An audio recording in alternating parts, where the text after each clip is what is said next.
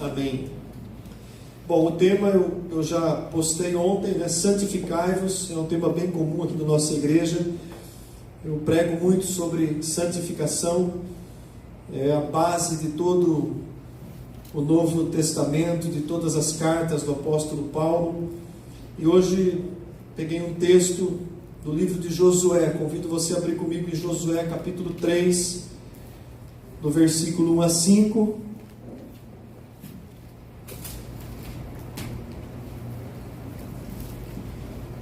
Eu creio que seja uma palavra bastante propícia para esse início de um novo ano. Josué capítulo 3, de 1 a 5, diz assim a palavra do Senhor. Levantou-se, pois, Josué de madrugada, e tendo ele todos os filhos de Israel partido de Sitim, vieram até ao Jordão e pousaram ali antes que passassem. Sucedeu ao fim de 3 dias que os oficiais passaram pelo meio do arraial e ordenaram ao povo, dizendo: quando virdes a arca da aliança do Senhor vosso Deus, e que os levitas sacerdotes a levam, partireis vós também do vosso lugar e a seguireis. Contudo, haja distância de cerca de 2.000 côvados entre vós e ela. Não vos chegueis a ela, para que conheçais o caminho pelo qual haveis de ir, visto que por tal caminho nunca passaste antes. Disse Josué ao povo: santificai-vos, porque amanhã o Senhor fará maravilhas no meio de vós. Amém, igreja? Esse fato, ele se passou aproximadamente 1.400 anos antes da vinda do Senhor Jesus Cristo. Nós conhecemos a história, né? Moisés já era morto, e Deus levanta Josué como sucessor de Moisés, como líder da nação, e Deus encarrega Josué de uma missão bastante difícil, que era conduzir aquele povo que havia caminhado os 40 anos por aquele deserto, a nova geração que se formou. Josué devia conduzir aquele povo a tomar posse da terra prometida. E então Deus fala com Josué, Deus encoraja Josué. Era o início de um novo tempo no ministério de Josué, não mais agora como um ajudador de Moisés, mas agora ele tomando a frente, a liderança de toda aquela nação. Sempre que Deus nos chama para um ministério, para algo, para um serviço, ou mesmo quando nós nos deparamos diante de um obstáculo, de algo novo, nós precisamos buscar o encorajamento nas palavras de Deus. Nós estamos começando um ano e nós não sabemos o que vem pela frente nesse ano. A nossa expectativa é que seja um ano de grandes bênçãos, de grandes vitórias, mas como todo ano, ele é um ano que também nós enfrentaremos dificuldades, lutas virão, né? Momentos difíceis virão. Nós não estamos isentos de passar por situações difíceis da nossa vida. Obstáculos surgirão, talvez na área profissional, na área de trabalho, em muitas circunstâncias, enfim. Então nós devemos nos encorajar olhando para a palavra de Deus. Josué estava diante de algo novo que ia começar na vida dele, no ministério dele, e Deus encoraja Josué. Logo no primeiro capítulo, do versículo 2 ao 7, Deus diz assim para ele: Moisés, o meu servo, é morto. Dispõe-te agora e passa esse Jordão, tu e todo este povo, a terra que eu dou aos filhos de Israel. Todo lugar que pisar a planta do vosso pé eu vos tenho dado, como prometi a Moisés, desde o deserto e o Líbano até o grande rio, o rio Eufrates, toda a terra dos heteus até o mar grande, para o poente do sol será o vosso limite. Ninguém te poderá resistir todos os dias da tua vida. Como eu fui com Moisés, assim serei contigo. Não te deixarei, nem te desampararei.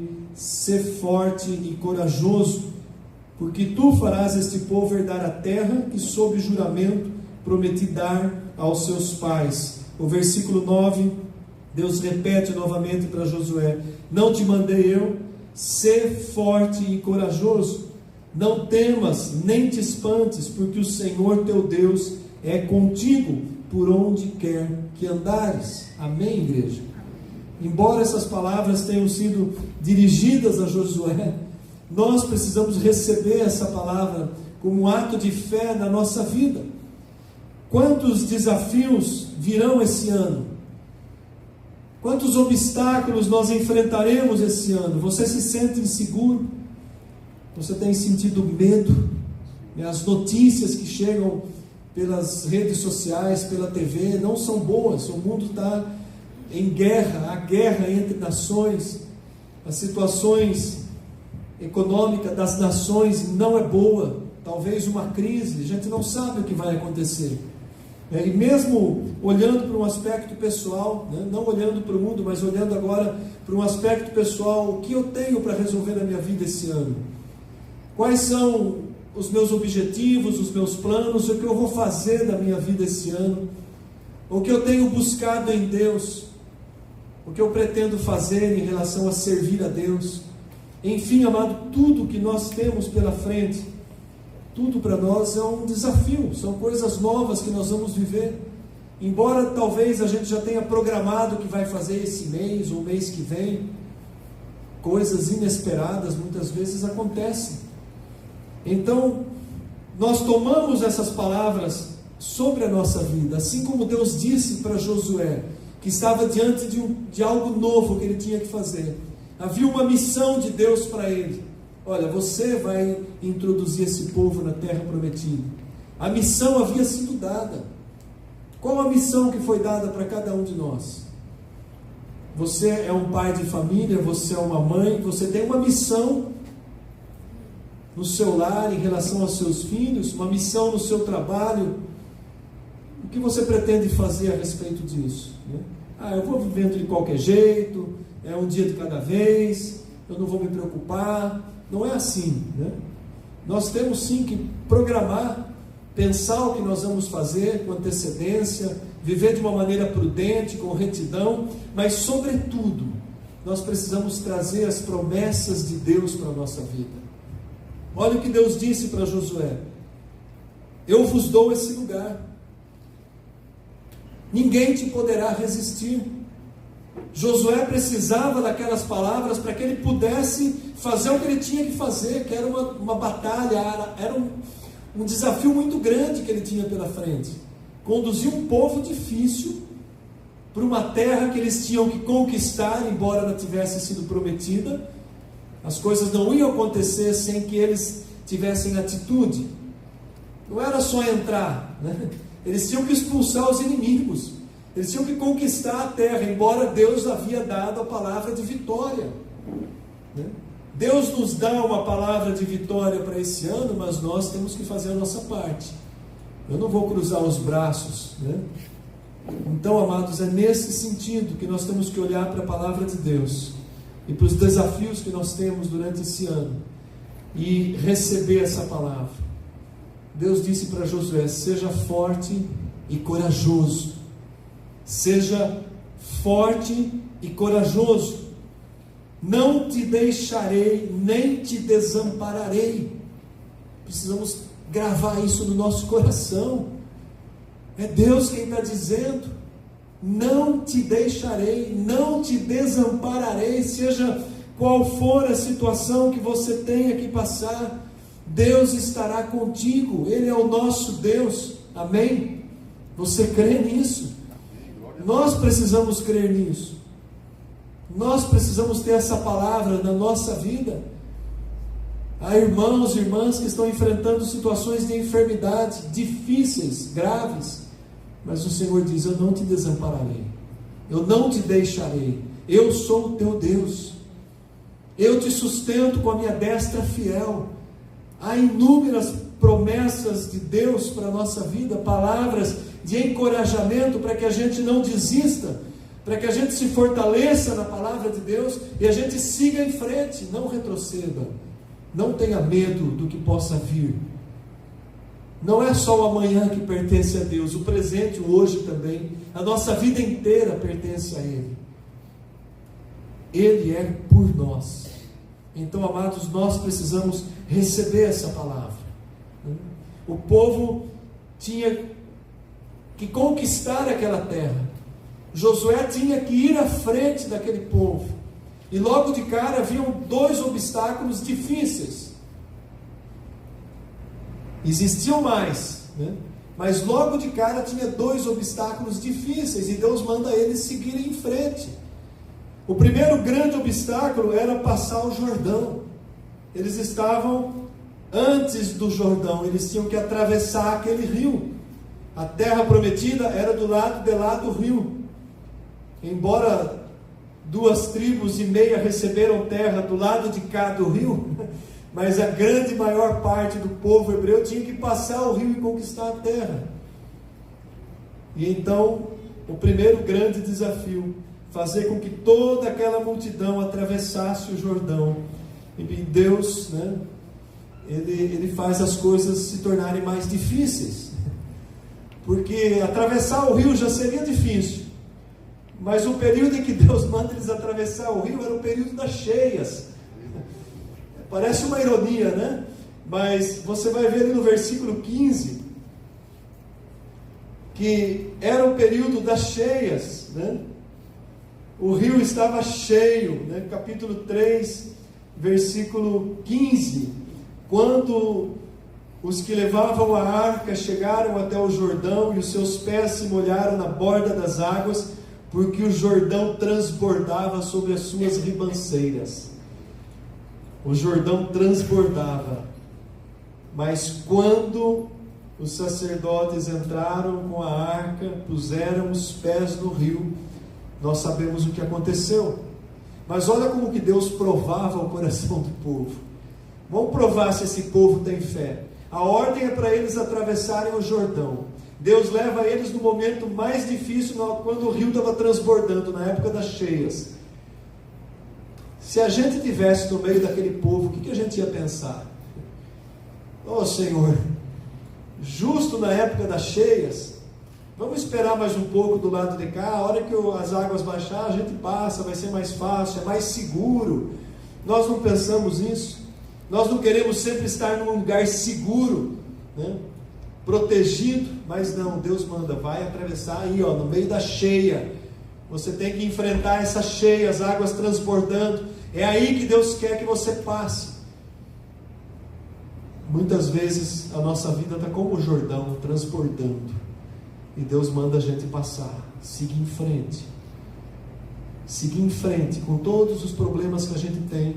Aí aparece um problema maior ainda e Deus fala, não retroceda. Continue seguindo em frente. A nossa fé vai sendo provada, amados. E nós sabemos que eles obedeceram. Eles fizeram exatamente como Deus havia mandado. Depois a gente vai falar um pouquinho de como foi esse processo. A segunda grande batalha que eles tinham pela frente eram as muralhas de Jericó. Atravessando o rio havia uma cidade muito grande, fortificada. Jericó era uma cidade grande, muralhas fortificadas. Deus podia ter dito para eles, olha, vamos atravessar o rio lá embaixo, longe de Jericó. Lá tem uma cidadezinha pequena, um vilarejo. Vocês atravessam e já conquistam aquela vilinha pequena ali, vai ganhando confiança aos poucos. Não. Deus mandou atravessar justamente aonde logo de frente tinha uma grande cidade, um problema maior ainda para enfrentar, e uma cidade toda murada. Só que eles tinham uma palavra: eu lhes darei essa terra por herança. Vai sem medo, não importa qual é o problema, vai sem medo, o Senhor é contigo, não te desampararei, não te deixarei. Se eles não tivessem guardado essas palavras no coração, eles não teriam obtido a vitória, não teriam nem passado o Jordão. E Deus, sabendo da limitação humana, Ele encoraja então primeiramente o líder, encoraja Josué, ser forte e corajoso. A palavra ser corajoso no hebraico tinha o sentido, seja destemido, não tenha medo, não temas. Quantas vezes a palavra de Deus tem escrito não temas, né? Eu nunca contei, mas disseram que tem 365 vezes, um para cada dia do ano. Não sei se isso procede, mas se for, eu acho que tem até mais, né? Não temas, né? Avança, mesmo passando pela dificuldade, confia, creia em Deus. Creia em Deus. Então, amados, é esse o sentido da gente olhar para essa palavra, tomar posse dela. Eles não tinham que tomar posse da terra. Esse negócio de tomar posse é coisa de pentecostal. Amém. Nós somos pentecostais, nós cremos no poder de Deus. Tomar posse é pela fé. É se apropriar pela fé, fundamentado na palavra de Deus, né? Não é o tomar posse de qualquer jeito, como se fala por aí, mas é receber pela fé. Se Deus colocou essa palavra, pela fé eu recebo, eu creio, eu tomo posse dela para a minha vida, eu trago ela para a minha vida, amados. É assim que funciona a palavra de Deus. Eu não estou duvidando, não estou sendo incrédulo, não estou colocando em dúvida o que Deus falou. Mas Ele falou para Josué, mas a palavra está aqui para nós hoje. Para nós hoje. Por que Deus fez com que essa palavra fosse preservada todos esses anos? Milhares de anos, mais de 2000 anos, se a gente levar em conta ainda o Antigo Testamento, mais ainda. Deus preservou para quê e para quem? Deus preservou a sua palavra para nós, para o seu povo. Nós somos o povo de Deus, amém? Então tudo que está na palavra de Deus pertence a mim. Por isso que é importante conhecer e viver a palavra de Deus. Não basta conhecer, mas eu preciso viver, preciso trazer, tornar realidade na minha vida, obedecer a palavra de Deus. Você quer ter um ano abençoado? Obedeça a palavra de Deus. Traga os princípios para a sua vida. Você não precisa fazer campanha disso, campanha daquilo. Você só precisa obedecer a palavra de Deus. As bênçãos do Senhor acompanham os que obedecem. As bênçãos do Senhor acompanham, é consequência da nossa obediência à palavra de Deus. Então, Josué entende isso, e ele leva o povo a obedecer. Do jeitinho que Deus tinha mandado, ele faz. E foi assim que o povo aprendeu a obedecer nos mínimos detalhes o que Deus mandava fazer. Agora a gente vai falar um pouquinho dos mínimos detalhes, né?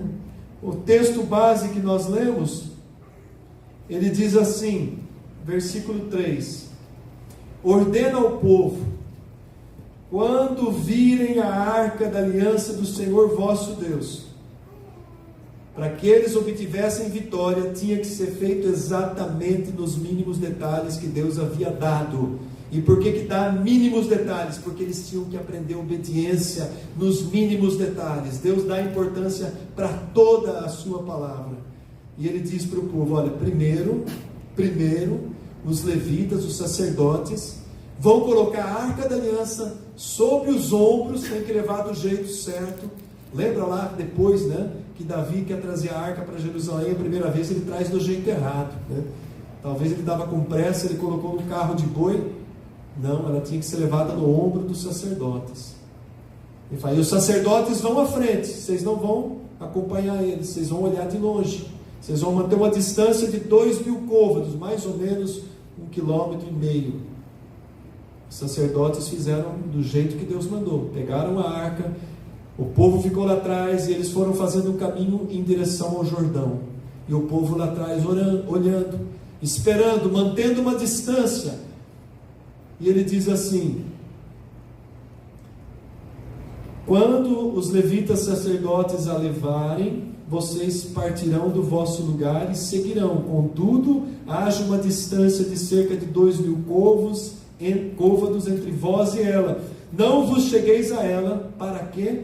Para conhecer o caminho pelo qual haveis de passar. Então Deus estava mostrando o caminho primeiro. O sacerdote vai à frente, o povo olha, vocês têm que fazer esse percurso até o rio. Vocês não vão debandar de qualquer jeito. Tem que ser do jeito que Deus mandou. Para que o milagre aconteça. Tinha que acontecer um milagre, aquele rio tinha que abrir. Então tinha que fazer do jeito que Deus mandou. Então eles seguem, os sacerdotes vão à frente, eles esperam. Por quê? eles iriam para um caminho que eles não conheciam ainda. Então Deus mostra o caminho onde eles vão percorrer. Isso é maravilhoso quando a gente leva lá para o Novo Testamento e Jesus diz assim: eu sou o caminho. Nós temos que olhar para Ele, amados. Olha o chamado para a igreja. Lá no passado, eles tinham que olhar para os sacerdotes carregando a arca. A arca representava o quê? A presença do povo, a presença de Deus no meio do povo. Quem é a presença para nós hoje? O caminho, Jesus Cristo, a referência para a nossa vida hoje. Para que eu consiga atravessar o Jordão e tomar posse da terra, eu tenho que olhar o caminho é Cristo. Então nós temos a história do passado como exemplo para a nossa vida hoje. Nós temos o Senhor Jesus Cristo como referência única e absoluta para a nossa vida hoje. Eu sou o caminho, a verdade e a vida. Havia vida depois do Jordão. Então eles atravessam, eles seguem exatamente como Deus havia mandado. Jordão transbordando. A primeira geração teve que passar o Mar Vermelho. Ninguém acreditava que o mar ia abrir. Essa segunda geração, eles não tinham passado o Mar Vermelho, eles nasceram naquele percurso do deserto. E agora eles chegam diante de um obstáculo. E quando os sacerdotes põem o pé nas águas do Jordão, as águas param o morro acima e vão se acumulando. E fica seco. Os sacerdotes seguram a arca no meio do rio. Todo o povo passa, depois eles acompanham. A arca vai na retaguarda. É maravilhoso.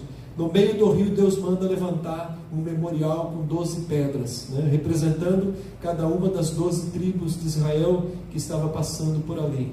Tem muitos detalhes, mas para nós fica aqui essa lição: a obediência às regras que Deus estabeleceu. Por isso que o versículo 5, que é o versículo base dessa mensagem, diz assim: santificai-vos, porque amanhã o Senhor fará maravilhas no vosso meio. Eles ficaram 3 dias numa consagração específica para fazer aquele trajeto que Deus tinha ordenado. Nós queremos ver sinais, queremos ver maravilhas, queremos ver milagres acontecendo no meio da igreja, queremos ver avivamento, e tudo isso é possível. Mas há uma ordem antes: a igreja precisa se consagrar. É necessário a santificação. É necessário que a igreja esteja em unidade, como a gente falou hoje pela manhã aqui na escola bíblica, unânime, em comunhão, caminhando junto, servindo uns aos outros. Há todo um processo para que haja um agir sobrenatural de Deus. E principalmente a santificação. Santificai-vos hoje. Você quer ver bênção, quer ver milagre na tua vida? Começa se santificando hoje. Você quer ter um ano de 2024 abençoado? Nós queremos ver o derramar de Deus sobre essa igreja? Vamos nos santificar. Nós queremos ter um mover especial nesse acampamento. Nós estamos orando já por isso, desde quando começou a se projetar isso. Há um grupo intercedendo para que seja uma bênção esse acampamento. Mas se não houver interesse, se cada um chegar de qualquer jeito, não vai acontecer nada de diferente. Não vai.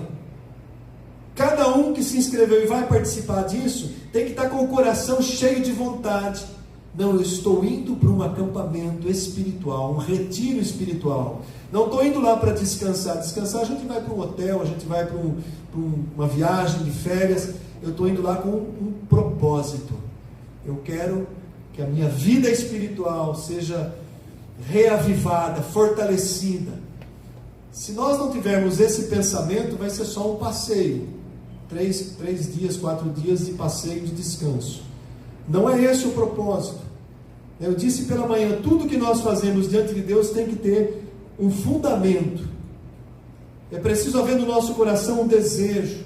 O presbítero G falou sobre o rio. O rio estava lá. Eu tenho que ter desejo de entrar nessas águas. Eu tenho que ter vontade, eu tenho que ter um propósito. Por que eu vou entrar nessas águas? O que eu quero? Eu quero mais de Deus.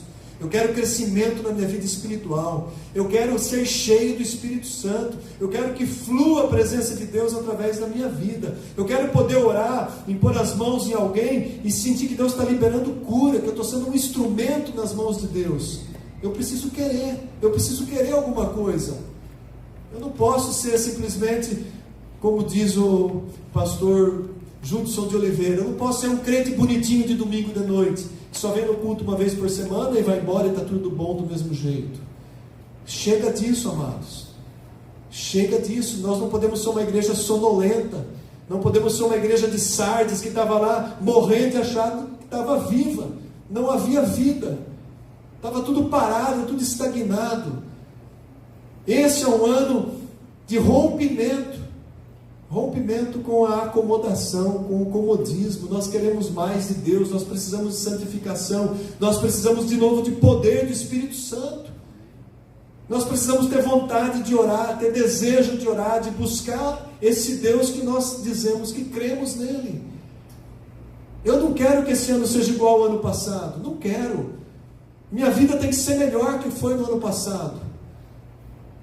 Eu tenho buscado no meu pessoal, na minha relação pessoal com Deus, eu quero passar isso para a igreja. Se tem sido bênção na minha vida, se eu sei de irmãos que estão buscando, estão recebendo, isso tem que ser levado para a igreja inteira. Nós temos que voltar a buscar, a ter sede, a andar a segunda milha, a não ficar em casa, na frente da televisão, mas sair na quarta-feira e vir aqui para orar, para clamar ao Senhor. Você não precisa de nada, está tudo tão bem assim. Não, nós precisamos sim, nós precisamos de Deus, para que os nossos sonhos, os nossos projetos aconteçam nesse ano. Nós precisamos buscar, clamar a Deus. O rio está lá, né? Mas eu tenho que entrar nessa água. Depende de mim querer entrar. Deus não vai me arrastar à força. Jesus Cristo não arrastou o jovem rico à força. Tem que partir do nosso coração, da nossa vontade de obedecer a palavra de Deus. Quando eles vão diante de Jericó,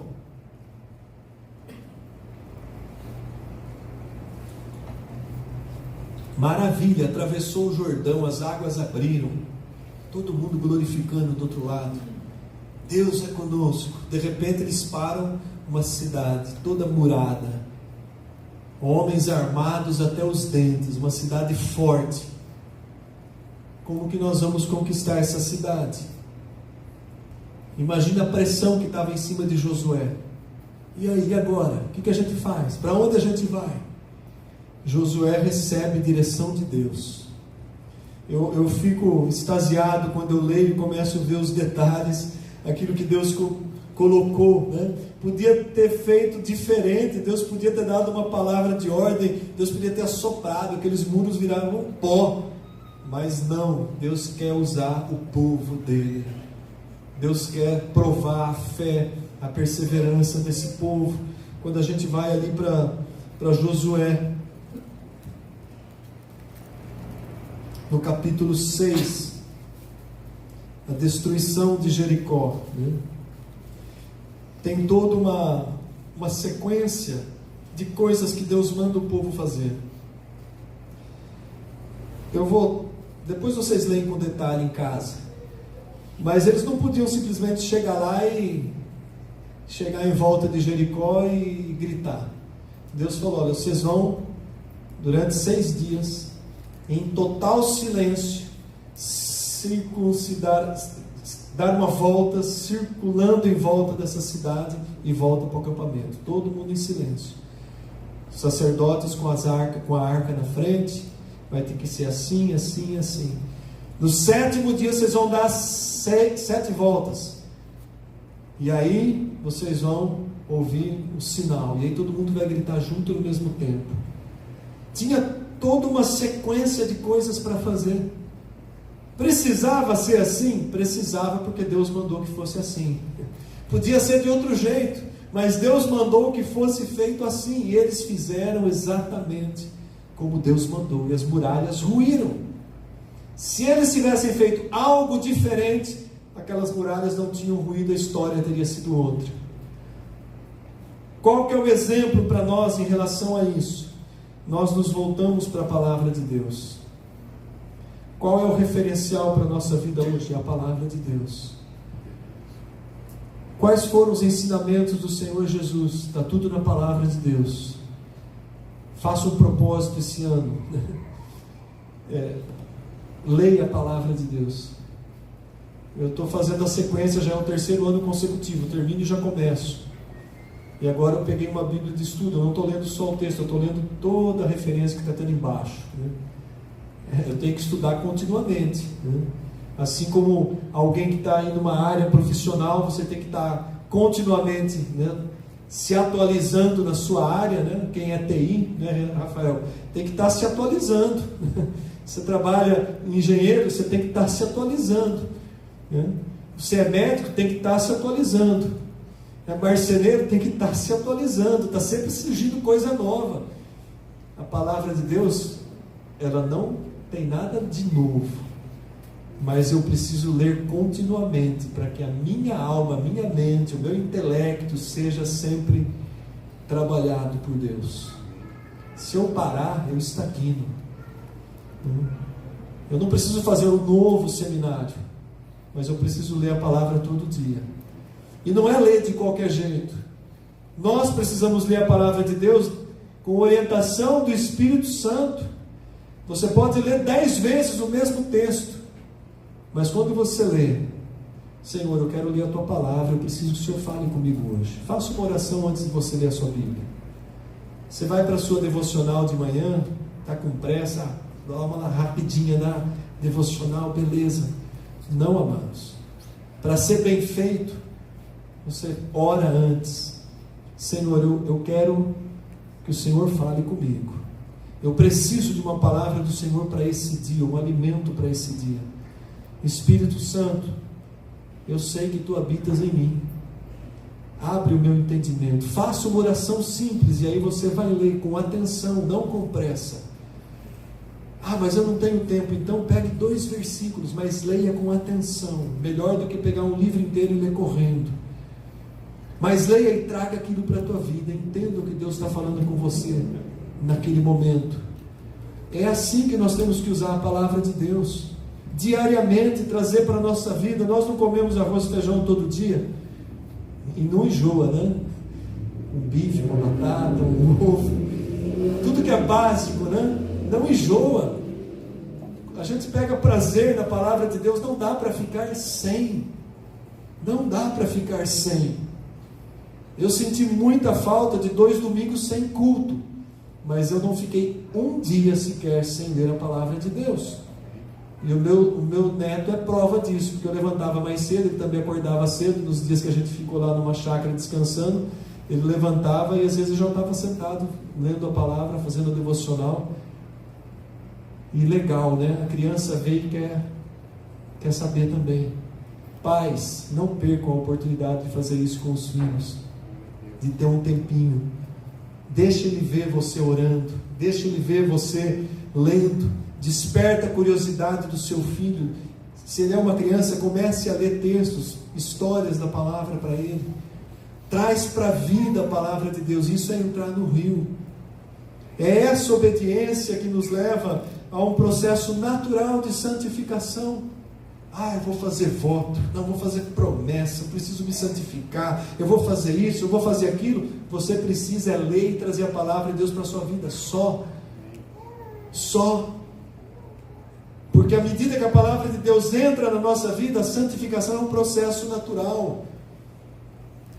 Vai saindo fora o que não presta e vai entrando o que é novo de Deus no nosso coração, amados. Por isso que nós precisamos bater nessa tecla e insistir muito para que a palavra de Deus venha na nossa vida. Eles precisavam passar por aquele processo, eles precisavam provar a obediência conforme Deus havia mandado, eles precisavam se santificar para que o amanhã acontecessem as maravilhas no meio deles. Eu vou colher as maravilhas da minha santificação de ontem. A minha santificação de hoje eu vou colher amanhã. Então todos os dias esse processo vai gerando na nossa vida algo novo. Comunhão com Deus. Comunhão com o Senhor é tudo que nós precisamos para cada dia desse ano. Vida de comunhão com Deus. Olhar para Jesus Cristo como eles olhavam para a arca e seguir o caminho que Ele estabeleceu para nós, que é um caminho de santidade. Não é viver como o mundo vive, mas é viver como Cristo viveu. Ele é a referência. Não vou conseguir ser perfeito como Cristo foi, mas eu não abro mão de estar nesse processo de crescimento, de aperfeiçoamento da minha vida com Deus, para chegar lá no final da vida, poder dizer como Paulo disse: eu combati o bom combate, eu completei a carreira, eu guardei a fé. Paulo não estava perfeito, ele ainda tinha que morrer e ir para a glória para estar perfeito, mas ele pôde professar essas palavras. Quantos crentes que a gente já ouviu o testemunho nas horas finais de vida puderam dizer as mesmas palavras de Paulo: combati o bom combate, completei a minha carreira, guardei a minha fé, caminhei cada dia da minha vida, caminhei com os olhos em Cristo. Se eu tropecei e caí, eu me arrependi, eu levantei e continuei a caminhada, eu não abri mão. É assim, amados. Perfeitos não seremos. Vamos cair algumas vezes, vamos cair. Tem que levantar e tem que prosseguir. Eles entraram em Canaã, tomaram posse daquela terra, tiveram que lutar contra os inimigos, expulsar os inimigos. Qual é o inimigo que ainda falta expulsar da nossa vida? Cada um pense na sua própria vida. Qual é o inimigo que eu ainda não venci? O que é que está aqui ainda perturbando o meu caminho, a minha comunhão com Deus? Qual é a muralha que tem que cair na minha vida esse ano? Os pecados são muralhas da nossa vida. Eles fazem separação, eles atrapalham a nossa comunhão com Deus. Qual é o pecado que eu ainda não venci, que está aqui importunando, que eu preciso tomar uma posição, uma atitude minha, de me colocar na dependência de Deus, de vencer essa limitação, de seguir em frente? Então essa é a mensagem que eu quero deixar para a igreja, para esse primeiro culto do ano. Essa é a mensagem que Deus colocou no meu coração. Essa é a mensagem que deve permear todos os dias da nossa vida nesse ano. Um ano de consagração. Já pensou se a trombeta soar esse ano? E se esse ano é o ano do arrebatamento? Quem pode dizer sim ou não? O Pai não revelou nem o dia nem a hora, mas os sinais estão aí. Nós temos que estar preparados para quando essa trombeta soar e a igreja subir nesse arrebatamento. Nós temos que estar preparados. E eu quero encerrar com o Salmo 24, versículo 3 ao 5. Nós queremos subir, nós queremos estar na presença do Senhor. Salmo 24, a partir do versículo 3 até o versículo 5, texto bem conhecido. Quem subirá ao monte santo do Senhor? Quem há de permanecer no seu santo lugar? O que é limpo de mãos e puro de coração, que não entrega sua alma à falsidade, nem jura dolosamente, este obterá do Senhor a bênção e a justiça do Deus da sua salvação. Mãos limpas e coração puro. Caminhar na presença de Deus. Esse é o nosso chamado. Esse é o nosso desafio para esse ano. Um ano de consagração a Deus. Amanhã